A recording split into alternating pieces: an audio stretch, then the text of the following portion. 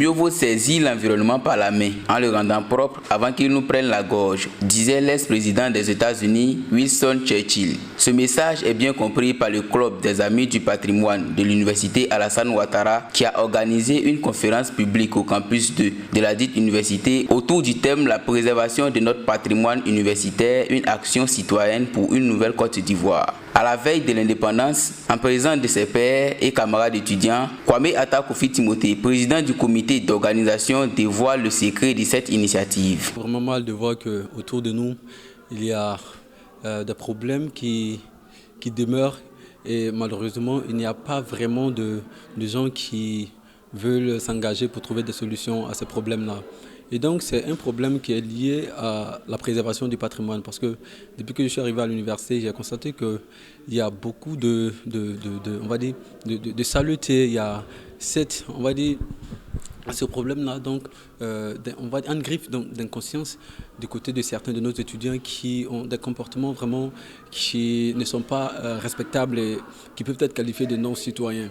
Et donc, c'est pourquoi j'ai décidé, et par la grâce de Dieu, et il y avait des amis qui sont auprès de moi, donc je leur ai parlé de l'idée, et donc je leur ai demandé de venir pour que nous puissions nous mettre ensemble, de sorte à ce que nous puissions travailler pour la préservation de notre patrimoine matériel, ainsi que notre patrimoine environnemental. Les étudiants ont montré en ce jour leur motivation pour la propriété de l'environnement par leur présence massive à cette conférence et aussi de leur engagement pour le recyclage des ordures qui assombrissent l'image de l'université Alassane Ouattara. Cette action a été appréciée et encouragée par les autorités universitaires, notamment Dr Silwe Nanungu, par ailleurs représentant du parrain de la conférence. Le club des amis du patrimoine qui ont entrepris une action véritablement citoyenne parce que cela permet de sensibiliser, comme ils l'ont dit, et nous voulons leur dire merci au nom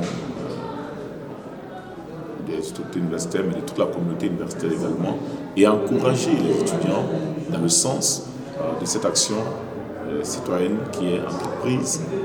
Nous l'avons dit par l'un de nos étudiants, Atta Timothée. Donc un exemple d'étudiants qui, au-delà du simple fait de prendre des cours, s'intéressent à l'intérêt général. À la fin de la conférence, M. Brahima Bamba, conférencier du jour, est revenu sur le point saillant de son coaching et a félicité l'initiative de ces jeunes. Des jeunes qui pensent à protéger le patrimoine de la Côte d'Ivoire, c'est édifiant.